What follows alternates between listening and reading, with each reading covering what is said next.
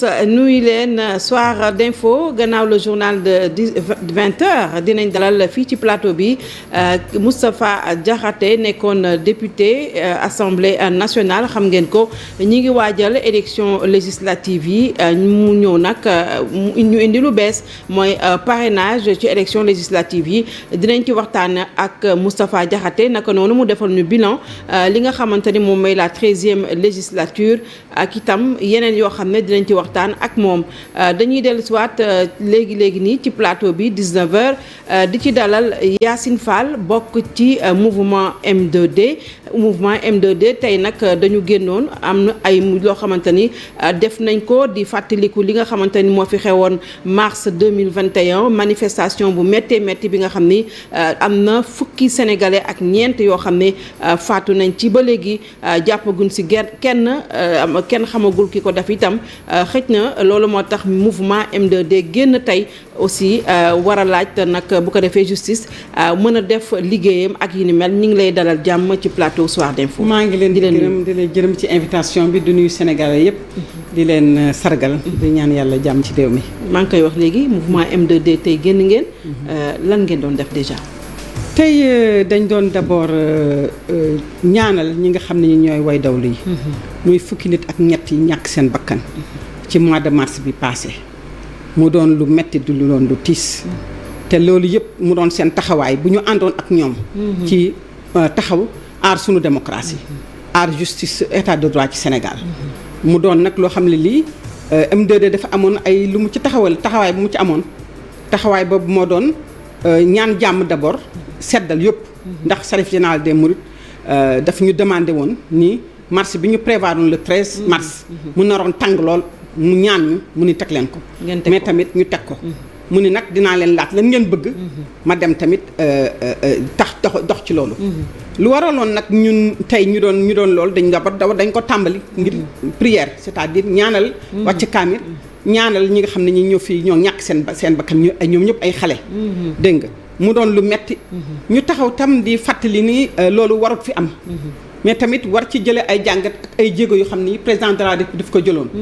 d'abord dafa ni woon danañ def enquête pour xam ñan ñoo jël bakkan yooyu ñan yoo leen tiire ci ñoo seen kaw.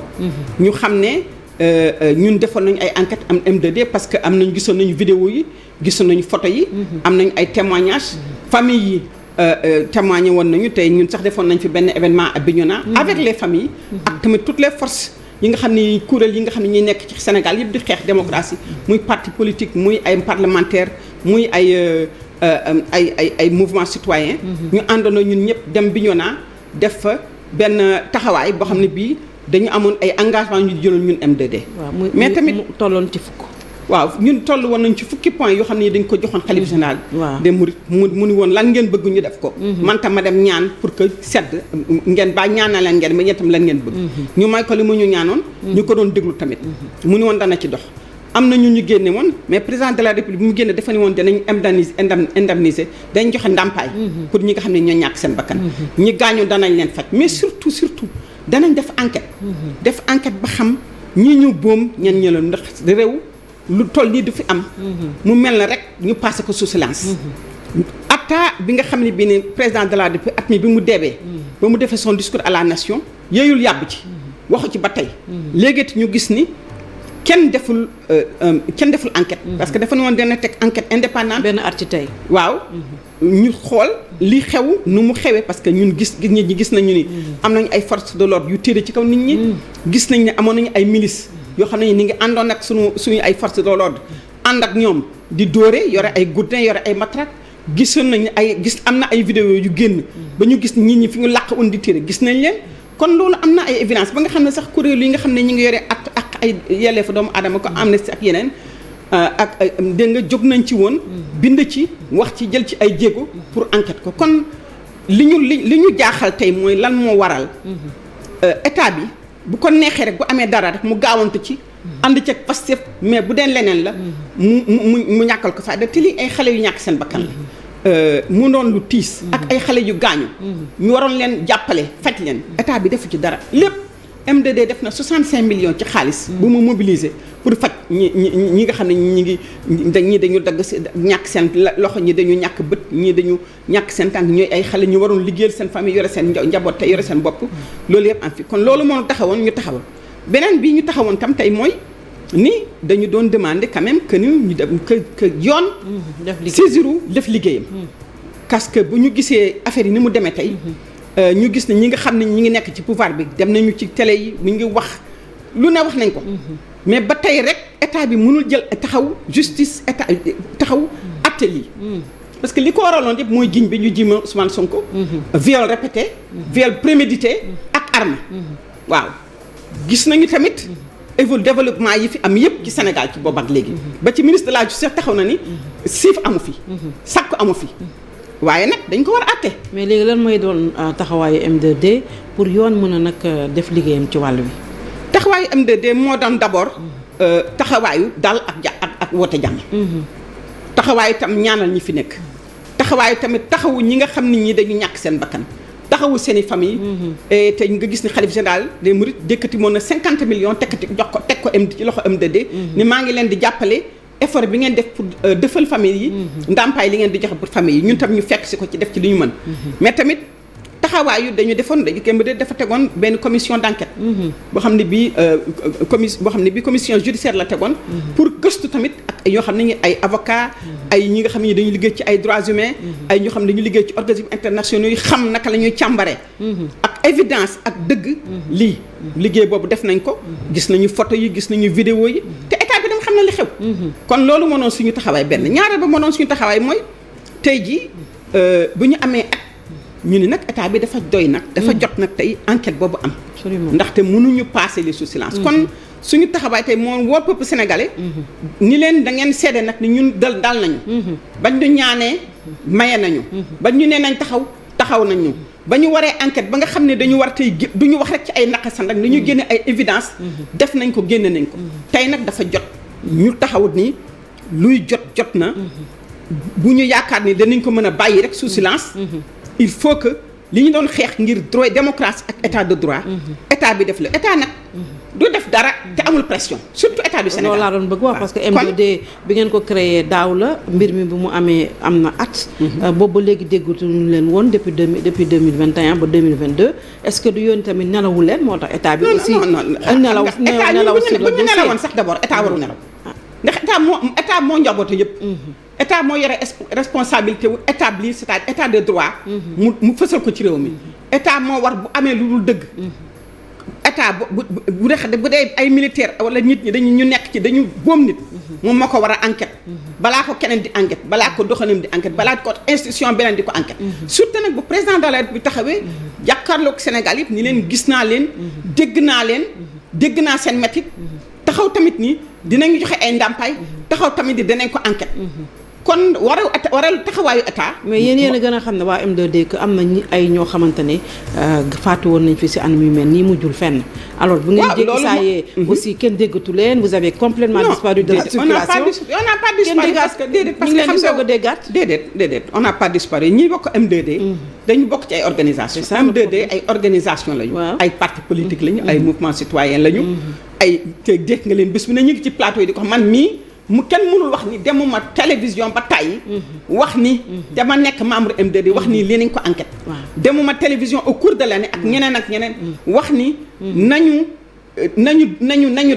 jox ndàmpaay ñi nga xam ne dañu ñàkk seen ay doom demuñu ci plateau yi binduñu ay article wax tam ci parti même ci dans les rajo inter man def naa émission ay interview sur Al Jazeera mais dafa mujj gi dafa am relâchement xam nga non du relâchement dafa fekk ni loo gis rek dafa am noo koy awale bu dee da nga am kilifa bu taxaw nii ñaan naa leen ngeen may ma dem laajte ji dellusiwaat ci yéen bu ñu toogee at te dégg daw dañ delluwaat ci moom loolu la ñuy def dafa solaat dàllam dem seeti xalif ki nga xam ne moom da xalif général di yénni woon dégg nga muy Serigne Abdou mi nga xam mi ngi nekk Porokhane mu seeti ko ci semaine bi rendre ko compte wax ko de dañu daloon dañu toogoon dañu doon dégloo bi ñu ñaanee déglu nañu ba léegi benn action amu ci malgré engagement yi état def te gis nañu léegi tamit ni nga xamee ñi ngi dugg ci ay booba ba léegi ñi ngi nekk ci média yi di wax. mais amul benn jéego. bu état bi jël. par rapport ak engagement président de la République jëloon loolu moo waral ñu dem seeti ko. ni ko nag ñaari bu coow amee ñaari camp la. dëgg la mi benn camp bi noppee nag. beneen camp bi di dóor. kooku xam nga du sotti. loolu moo tax tam ñu jógaat. ni nag mënuñu bàyyi lii di ko continuer loo. te du ngi taxaw ni te tamit ci diggante bi gis nañ ci ni. mais léegi daal ñi ngi faagaagal. lu mu tontu. lan la tontu ci seen. ci li suñ ngeen ko wax tontu mooy mi ngi delluwaat xam nga ndaw la. waaw ndaw li ñëwoon seet si ñu. dem nañu ci ndaw loolu wax ak moom. dina delluwaat ci xalif général wax dellusiwaat ci ñun. parce que loo gis rek am na yoon. yox boo xoolee am déedéet ji ci nekk. ak taxawaay bi ñu ci am. nga xam ne ay ragal. wala ay cuune. wala ay nit yuy def ay affaire rek te sans responsable amu ci ay c'est des organisations responsables. ay nit ay kilifa ñoo ci ne. kon li ñuy def rek dañ koy waxtaane dañ koy xalaat parce que ñun Sénégal ñun ñëpp jàmm rek la ñu bëgg. kon lépp loo xam ne dafay yee fitna. duñu ko tàmbali du jóge ci ñun. mais nag tamit dinañ taxawaayu dëgër. taxawaayu fayda. taxawaayu démocratie ak état de droit bu ko waree. en attendant justement yéen a ngi koy wax le khalife général des Mourides di ci àddu M2D moom daanaka sax nit ñi dañ leen fàtte woon lan moo waral boobu mutisme boobu ba léegi wala c'était juste conjoncturel li fi xewoon moo taxoon. donc comme li may wax mooy M2D dafa ay organisation ñoo ci ne. ay am mouvement citoyen nga ci ñaanaa para nga ci.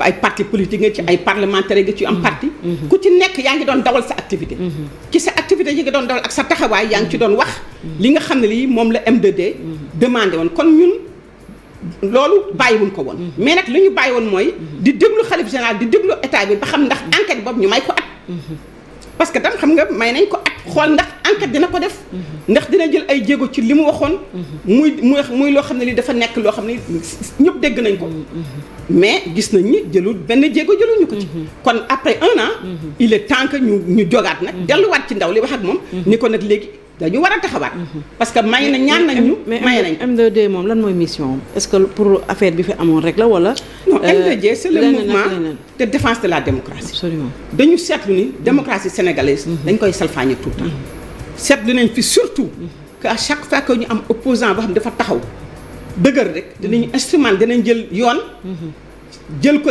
jëfandikoo ko pour dal ci kawam def nañ ko Khalifa Sall mu jàll def nañ ko Karim Wade mu jàll ñu bëgg ko def Ousmane Sonko nag ñu gis ni tamit parce que ñun ñu ne ci M2D yëpp amu ci kenn ko xam ne di nga dem di taxaw di def loo xam ne li seetuloo ko saytuloo ko gëstuloo ko bi ñu ko gëstoo ba gis ni évidence yi ñu gis ak yëpp fii Sénégal yëpp gis ko dañu taxaw ne nag état taxawaayam lii c'est un procès politique c'est l'instrumentalisation de la justice contre un opposant politique boo xam ne bi gis nañu tey c'est le leader de l'opposition mi ngi jiite maire yi la preuve jusqu'à présent mënuñu am procès ñaata yoon man laa dem ci télé ak ñeneen laaj xam nga kon M2D fu nekk dem nañ fa les composantes du M2D parce que dañuy liggéey ensemble mais dañuy liggéey aussi individuellement dans nos entités politiques dem nañu wax ni nañu am procès lii nañ ko àtte parce que ñun mënuñu àtte ki jiiñ mënul àtte ki mën àtte état mënul taxaw mu àtte yoo xoolal affaire député yi fi newoon ne dañ doon jaay ay passeport diplomatique ñu ngi naan ñuy def seen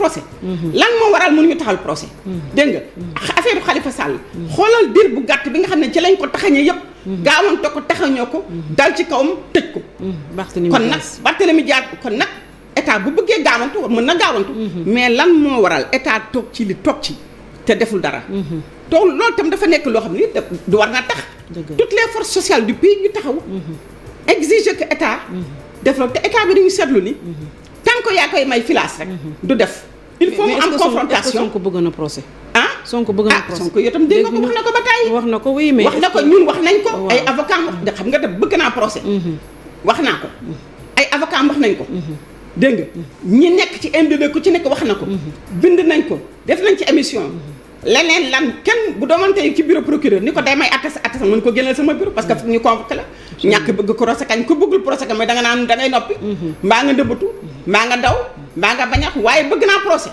wax ko ñi ànd ak yow wax ko M2D wax ko kooku njëriñ ndax daaj na bëgg nga procès kooku kañ wax dëgg yàlla ñëpp Sénégal yi ni d'ailleurs tous les observateurs yi wax nee nañu Sonko nee na dafa bëgg a procès parce que wax na ko te ñun ñi procès la ñu bëgg ndaxte tamit bëgg nañu lii ñu leeral ko waaw bëgg nañu mbule pour que sénégalais yëpp ñu mën a avancer que la justice fasse son travail de façon indépendante. waaw ñëpp bëgg nañu mbir mi leer wax dëgg yàlla te ñu ngi ciy xaar nguur gi.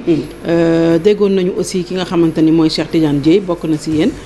mu ne M2D dañu bëgg mu def li raw li M23 defoon mais on a comme l'impression que amu leen boobu doole. kooku sa jugement la xam nga kooku c'est une impression. j'ai posé une question. on a comme l'impression mais l'impression est subjective. oui waaw impression moom mooy man fi ma toll nii rek. li laa natte lii. mais nattuñu ko sur des bases scientifiques. M2D. taxawaay bi mu taxaw fii ci Sénégal. mois de mars. manifestation yi fi mois de mars lañ leen gëj a dégg loolu laa wax. M23 doole bi mu amoon est-ce que xam nga tamit gëj a dégg bi xam nga nit ki. ak des personnes responsables. bu dee da nga def manifestation. fukki dët ak ñett ñàkk ci seen bakkan. loolu du lu tuuti. bu ko kenn tuutil. bu ko kenn wax tam ne nga leen gëj a dégg. gëj a dégg pour lan. bu amee ay nit yoo xam dañu ñàkk seen bakkan. ñu war leen faj. am ay xale yu ci gaañu. am ay famille yu ci ñàkk seen doom. taxawaay bi ci M2D war a taxaw na ko ci mooy d'abord fexe ba ñii nga xam ne ñi ngi leen feebar ñu leen di taxaw li leen sotti hôpital di leen jëlal seen i garab. ñu leen jëndal ay appareil accompagner leen. loolu taxawaay bu am solo la. bu ko kenn ñàkkal fayda. waaw ñaaral ba moo di ni taxawu tamit ñi nga xam ne dañu ñàkk seen doom. taxaw leen nag ci saa yi taxaw leen ci baatin. waaw ñaari bor yëpp.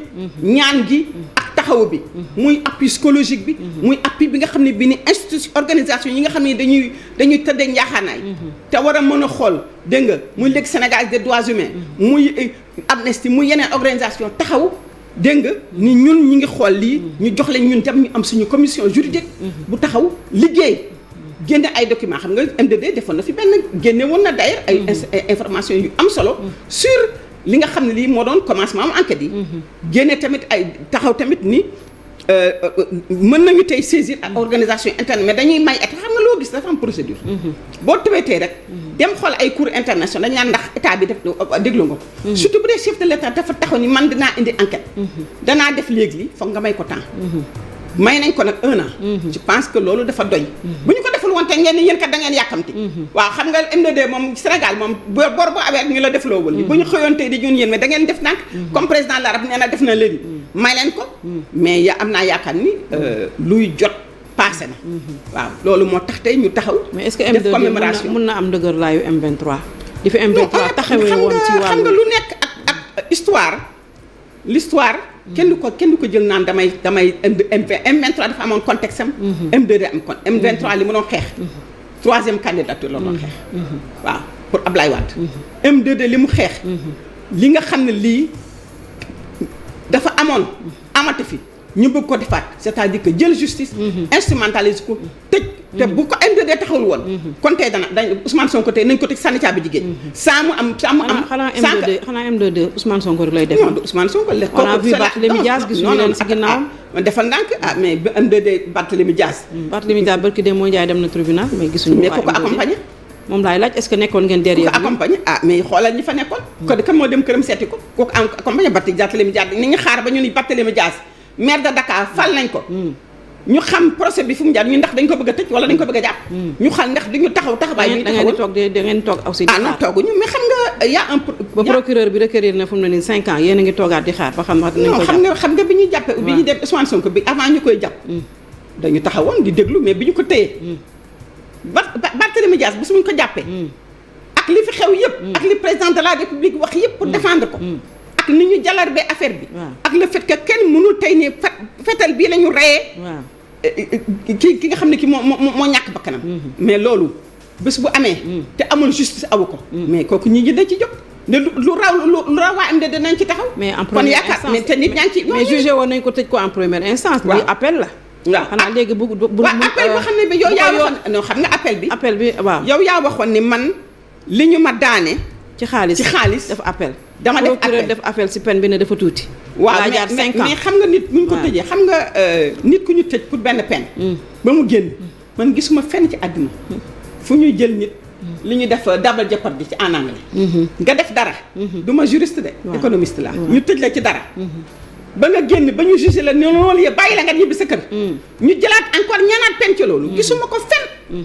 mësuma ko gis parce que loolu mi nga xam nu mu tudd en français mais double jeopardy. déedéet nañ leeral du noonu yo de 2 ans et demi dañ ko tëj. président moo ko may je pense liberté provisoire. je pense en tant que journaliste rek damay wax li nga xam kon. 2 ans et demi dañ ko tëj en première instance. dañ ko tëjee 2 ans et demi. mais dañ ko bàyyi tëddul yëpp mu ñibbi. mais prononcé wu ñu noonu yee de. bu ñu prononcé woon noonu yee duñ dem appel. déet moom en tout cas liñ ko daanaloon. voilà non li ñu ko doon jugé. tegoon nañ ko ba mu jeex. c'était dëkkatu ko kenn sullitu ko woon. lii mu doon def appel moom moo def appel. waaw ndax dañ ko waxoon na fay. loolu rek moo doon jugement bi une centaine mais loolu moo doon jugement bi. le jugement avait déjà été prononcé. ba mu sotti. kon non-lieu ou pas tëjoon nañ ko. procureur moo def appel. voilà ci peine bu dafa ndaw par rapport à. naka ngay xam nga gis nga lii. waaw lii jurul jàmm. li xew Sénégal. ñun ñëpp ñoo bokk réew mi. économiste baag journaliste baag baykat baag. chômeur baag ñun ñëpp étudiant baag ñun ñëpp a bokk réew mi. te bu ñu taxawee sol suñu casquette tamit ci ni ñuy liggéey tamit. am nañu lu ñuy wax lu yanu maanaa. bon sens. bon sens. nanguwul li xew Sénégal. te lépp li fi xew yëpp mooy ni de façon répétée. bëgg a empêcher opposant bu gagné dara wala bu jiitu. ñu nangoo ko ci moom. loolu yëpp mooy indi contexte bi. il faut que ñu xam ne loolu tam dafa am.